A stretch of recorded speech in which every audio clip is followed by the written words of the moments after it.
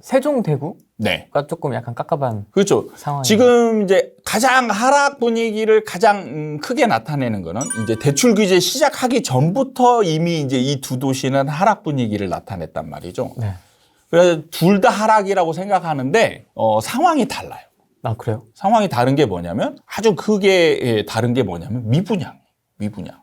대구는 지금 미분양이 많고 세종은 미분양이 없어요. 물론 이제 세종의 미분양이 낮다라고 이렇게 뉴스에 나온 게 있거든요. 그건 이제 도시형 생활주택이에요. 도시형 생활주택은 사실은 아파트로 거의 취급을 안 합니다. 사실 제 질문해 볼게요. 서울에 미분양이 있을까요? 없을까요? 있긴 하죠. 있긴 하죠. 있어요? 네. 확실히 알고 있습니까? 있긴 있습니다. 네. 그죠. 이 많은 분들은 없다라고 생각하죠. 있어요. 있는데 그게 뭐냐? 도시형 생활주택이에요. 약간 빌라에 비슷한. 그러니까 뭐 빌라 한 있어요. 10채, 20채 정도 이렇게 건물로 하나 지어놓고 아파트처럼 이렇게 대충 만들어 놓고 분양하는 거. 근데 비싸, 생각보다. 그러니까 그게 안 팔리는 거거든요. 그게 일종의 도시형 생활주택 같은 거예요. 그래서 그런 것들은 분양가 규제, 그러니까 그 세대수의 그 적은 세대수는 분양가 규제도 안 받고 그렇잖아요. 그래서 그런 것들이 미분양이 나는 거죠. 근데 그런 것들은 사실 시장에 미치는 영향이 사실은 거의 없어요. 그래서 세종은 그냥 미분양이 없다. 이렇게 보셔도 되는 거예요. 그럼 얘네들이 이제 다르다라고 얘기하는 건 뭐냐면 앞으로의 상황이 좀 달라질 수 있어요. 그러니까 대구는 일반 시장이 침체되어 있고 미분양도 생겼어요. 그러면은 얘네가 방향이 같잖아요. 두 개 시장에. 그러면 이제 이 방향 같은 쪽으로 쭉 가게 돼 있어요. 상승장에서 방향이 같으면 서로 막 시너지 작용을 내거든요. 예. 그 분양했던 게 프리미엄이 붙으면서 일반 시장 가격을 끌어올리고. 키 맞추기 하고 막 예. 난리가 나죠. 일반 시장이 또 올라가니까 여기서 또 비싸게 분양하는 것들이 또 잘 팔리고 피가 붙고. 이게 이제 시너지 효과를 막 하는 거죠. 그래 왔죠, 지금. 예, 반대 방향이 똑같아요. 일반 시장이 침체되어 있으면 미분양이 생기고 미분양이 생기면 다시 일반 시장을 침체시켜요. 더. 그러니까 어느 한쪽에 사람들이 몰려가지고 막 사기도 하거든요. 그래서 실제로 대구 같은 경우 잠깐 미분양이 좀 이렇게 막 팔리는 상황이 있었어요. 근데 이게 해소되지 않고 계속 넘쳐나는 게 뭐냐면 이 시장이 서로 영향을 주는 거죠. 그러니까 미분양이 팔리는데 시장이 침체되어 있어. 이쪽이. 그러니까 다시 미분양이 또 신규로 분양하는 쌓이죠. 거 있잖아요. 예. 쌓이죠. 걔가 또 미분양이 생기는 거죠. 그러면서 이제 하락 쪽으로 이렇게 분위기가 가는 거죠. 근데 자, 미분양이 없으면 뭐가 되냐? 이게 그 세종 같은 경우 예를 들면 지금 하락 분위기인데 자세히 들어가 보면 다 버티고 있어요. 대부분의 아파트 매도 매물들은 버티고 있습니다. 그냥 간간히 급매물들만 거래되는 거예요. 근데 자, 이 일반 시장에서의 이런 상황은 뭐냐면 일종의 이제 정책이 약간 하락 정책인 거죠. 근데 이게 하락으로 계속 연결되기가 어려워요. 이 상황만 되면. 왜냐하면 자, 잘 보면 매도자들은 지금 버티고 있죠. 그러면은 자, 예를 들어서 실거래가가 10억인데 급매물이 나와서 8억에 팔렸어요. 그러면 그 다음 매도자는 얼마에 팔려고 할까요? 10억은 아니어도 뭐 9억. 네, 그죠. 그러니까 8억 밑으로 떨어지지 않는다는 얘기. 그렇죠.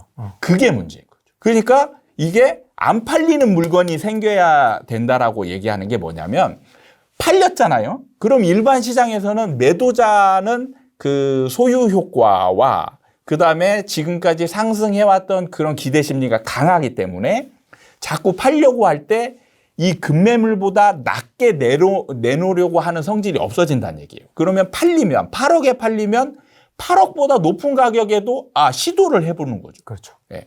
그럼 매수자는 8억에 팔렸잖아요. 매수자 입장에서 보면 8억에 팔렸잖아요. 그러면 더 밑으로 내려올 걸 기대하고 있는데 안 내려와. 그러면 이 중에 좀 급한 사람이 또 생기죠. 그러면은 9억 이런 걸 또 살 수가 있어요. 그러면 문제는 시장에서 나타나는 그래프를 보면 8억 찍고 9억 찍고 9억 5천 찍고 이런 식으로 올라가는 흐름이 보이는 거예요. 그럼 매수자는 그동안에 또 이런 상황을 여러 번 경험을 했죠. 하락하는 것처럼 느껴지다가 다시 올라가는. 그래서 매수자의 심리가 아직도 투기 심리는 좀 남아 있어요. 근데 그거를 매도자들이 강제적으로 이렇게 어떻게 보면 막는 측면이 있었거든요. 호가를 많이 올려놨으니까. 근데 이게 호가가 낮아지면서 급매물들이 나와서 거래가 되고 다시 올라가는 상황이 벌어지면 다시 급해지는 거죠. 그래서 쫓아가서 또 살 수밖에 없어요. 그래서 이걸 막아주는 매수자의 이 매수 행위를 막아주는 게 뭐냐면 이 미분양이에요. 미분양이 생기면 이제 쫓아가서 이거를 살 필요가 없어요. 그러니까 이게 서로 상호 연관작용을 하는 거예요. 우리나라에서 아주 진짜 큰 영향력이 있는 거예요. 그래서 이 미분양이 없다. 그러면 여기서는 자꾸 떨어지려고 하는 분위기에서 매도자들이 가격이 조금씩 올라가는 그런 상황이 생길 수 있는 거예요. 그래서 매수자들이 쫓아가 사잖아요. 근데 여기서 이제 더 이상 제가 여기서 이제 또 뭐 착각하는 분들이 그럼 세종 또 올라가는 거 아니야? 이렇게 얘기할 수 있어요. 여기서는 이제 더 막 올라가기는 어려운 게 매도자들은 그 심리가 강하잖아요. 그러면 8억, 9억 팔리면 다시 호가를 또 확 올려버려요. 그러니까 매수자들이 일단 첫 번째 가격 부담이 있는 상황에서 매도자들이 또 호가를 올리면 또 못 쫓아가죠. 그러면서 정체기가 유지가 되는 거죠. 세종은 좀 많이 달려왔지 않습니까? 그렇죠. 엄청 달려왔으니까 이제 매수자들이 부담이 굉장히 많은 상황이에요. 근데 이렇게 올라갔다라는 거는 매수자 입장에서 보면 그래도 좋은 도시다. 이런 게 강하게 자리 잡고 있는 거죠. 좋은 도시인 건 네, 인정. 그래서 세종에 뭔가 좀 싸게 나오면 나는 살 거야 라는 이 심리가 있는 거죠. 그래서 그걸 막아주는 역할이 바로 미분양인 거예요. 막아주는 거예요. 왜? 사실 구축보다 더 좋은 게 새 아파트잖아요. 근데 새 아파트가 안 팔리고 있어. 그러면은 굳이 구축을 살 필요가 없이 얘를 보면 되잖아요. 근데 분양가가 다르잖아요. 가격이. 가격이 사실은 보면은 얘가 월등하게 얘보다 비싸진 않거든요. 분양가들이. 조금 비싸긴 하죠. 새 아파트가 네. 분양하는 게. 그거는 분양가 상한제 안정해 있을 때. 네. 물론 이제 조금 비싸도 사실은 우리가 지금 보면은 새 아파트들이 비싸도 팔리고 나면 더 많이 올라가는 그런 상황을 경험을 했잖아요. 네. 그래서 사실은 새 아파트가 더 좋다라는 인식이 굉장히 강해져 있어요. 그래서 사실은 기회가 되면 새 아파트를 사고 싶은 생각이 더 강하단 말이죠. 그러니까 얘가 이제 어느 정도 정체되어 있고 그런 상황에서 얘가 미분양이 생기면 자, 미분양을 노리고 있어요.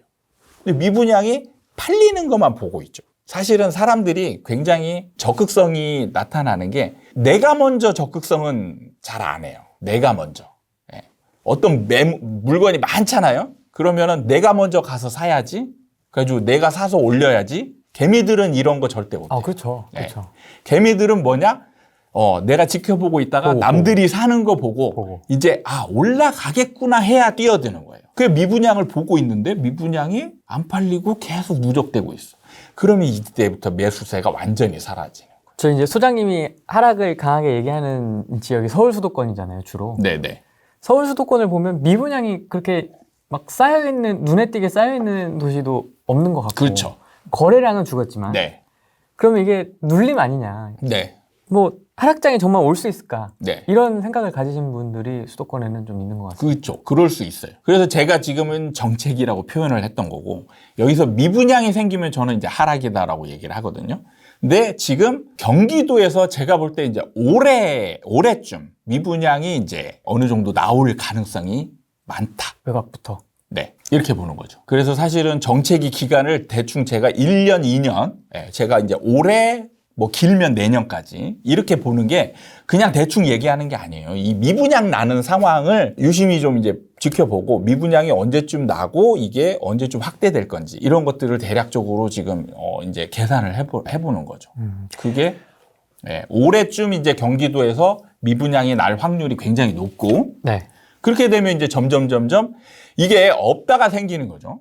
그리고 가격이 높은 상황에서 생기는 거기 때문에 옛날에 미분양이 생겼다가 없어지는 거하고는 좀 차원이 다른 부분인 거예요. 차원이 다르다. 그렇죠. 그러니까 아까도 제가 일반 시장하고 분양 시장을 지금 나눠놔서 얘기했잖아요. 예. 상승장에서 그 전에 있던 거는 상승장에서 사실은 예를 들면은 외곽에서 경기도 외곽에서 좀 비싸다. 아니면은 뭐 중간에 저기 덕은자이 같은 경우 막 분양가 고분양가 논란으로 미분양이 생겼었잖아요. 네. 근데 좀 있다가 미분양이 해소되는 게 뭐냐면 얘가 미분양이 생겼는데 이때 시장이 침체돼서 가라앉는 것과 얘가 상승장인 것과 완전히 다른 거죠. 그러니까 얘가 조금 있다가 올라가잖아요. 그럼 얘가 싸지게 되는 거죠. 그러니까 또 팔리고. 네, 그렇죠. 팔리는 거죠. 그래서 올라가는 거예요. 그래서 미분양이 중간에 생겼다가 없어지는 상황이 이제 그런 거예요. 그게 왜 그러냐면 분양 시장하고 일반 시장하고 이렇게 나눠져 있기 때문에 그게 이제 서로의 영향력을 주는 거죠. 근데 자, 지금은 이제 서울 수도권이 정책이 및 약간 하락 정책이죠. 그럼 이런 상황에서 미분양이 생기면 이게 이제 쉽게 팔리지 않아요. 뭘 해도 10% 이상의 상승을 서울을 보고 있다고 하는데. 그분은 사실 제가 볼 땐 전제가 시장을 바라보는 전제가 이제 다를 거예요. 저랑 많이. 뷰가. 그렇죠. 그러니까 저는 이제 시장 구조와 그 안에 있는 사람들의 심리, 수요 공급의 심리 상태를 정말 냉철하게 봐서 하는 거고, 사실 대부분의 사람들은 뭐 금리나 아니면 뭐 공급. 근데 공급에서 사실 할 얘기가 되게 많은데, 네. 공급. 그러니까 공급이 부족하다. 이거의 전제는 뭐냐면 수요가 많다는 거거든요. 그리고 그 수요의 전제도 뭐냐면 거주 수요라는 거예요. 저는 거주 수요로 보지 않아요. 투자 수요로 보시는 거예요? 그렇죠. 투자 수요입니다. 저는 우리나라의 99%, 뭐 좀 많게 보면 99%는 투자 수요다. 왜? 안 올라갈 것 같으면 임대로 가는 게 훨씬 합리적이죠. 떨어질 것 같으면. 올라갈 것 같으니까 사실은 사는 거죠. 그래서 수요의 전제가 완전히 달라요. 수요의 전제가. 거주를 위한 수요가 아니다, 저는. 항상 집 살 때 물어보잖아요. 예. 그 집을 살 때 가장 먼저 물어보는 게 네. 살까요 말까요를 물어보잖아요. 예. 꼭. 근데 그 질문의 전제가 저는 오를까요, 내릴까요? 오를까요 예. 내릴까요? 그거 저는 물어보는 그거예요. 거예요. 예. 실소유자들이 다. 거기에 사실은 여러분들이 혼동하는 게 뭐냐면 거기에 거주가 항상 같이 동반되기 때문에 나는 거주가 필요해서라고 얘기를 하는 거예요. 근데 냉정하게 보면은 제가 거꾸로 질문을 하면 돼요. 집값이 100% 떨어질 것 같다 그러면 사시겠습니까? 안 사요. 안 삽니다. 그러니까 중간에 사는 사람들은 또 생기거든요. 그 사람은 뭐냐? 오를 것 같으니까 사는 거예요. 이런 의견도 있습니다. 지금 겨울철이기도 하고 네. 뭔가 좀 약간 계절적인 요인도 있고 네.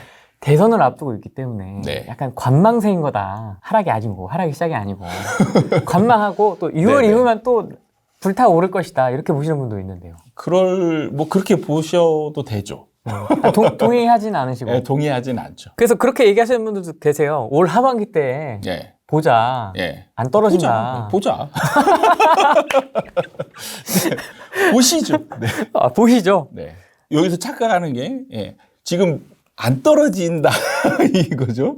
그러니까 안 떨어질 수 있어요. 제가 떨어지려면 미분양이 생겨야 된다라고 했어요. 그리고 미분양이 생기자마자 바로 떨어지는 건 아니고 미분양이 생기면 이제 하락 분위기로 쫙 가는 거예요. 미분양이 이제 많이 누적되어야 진짜 본격적으로 하락으로 가는 거고. 그러니까 여기서 이제 더 올라가지. 일단은 정책이라는 건 더 올라가지 않는다. 이런 거고. 그 다음에 이제 미분양이 생기면 그때부터 하락 분위기로 완전히 이제 들어간다. 정확히 알고 계셔야 돼요. 지역별로 또 조금씩 네, 다를 조금씩 수 있다. 다를 수 있죠. 이게 전국이 다 폭락한다 이런 의미가 아닌데 전혀 약간 아니죠. 프레임이 네, 그렇게 네, 씌워졌어요. 네. 소장님한테. 아, 그래요? 폭락론자 막 해가지고 막 전국이 대폭락 막 약간 예. 이런 오해가 좀 사실 있어요. 제가 지방을 이제 거의 언급을 안 하잖아요. 네. 그거는 이제 좀 이유가 있어요. 이유가 있는 게 지금은 사실 굉장히 사람들의 투기 심리가 굉장히 강하거든요. 그러면은 어떻게 보면 시장을 가장 잘 보고 있는 사람이 이 지역은 올라간다. 그럼 어떻게 되겠어요? 시장을 잘 본다. 그렇죠. 그 이제 왜곡될 수 있겠죠. 그렇죠. 시장이 예. 뭐가 저는 됐다. 이제 그거는 솔직히 저로 인해서 시장이 왜곡되는 거 이런 거는 절대 바라지 않거든요. 그래서 조금이라도 영향이 좀 있다 싶은 상황은 조금 제가 자제하려고 노력을 하는 중이죠. 그래서 사실은 지금 하락으로 가는 거는 제가 말을 한다 안 한다 이거하고 상관이 없는 거예요.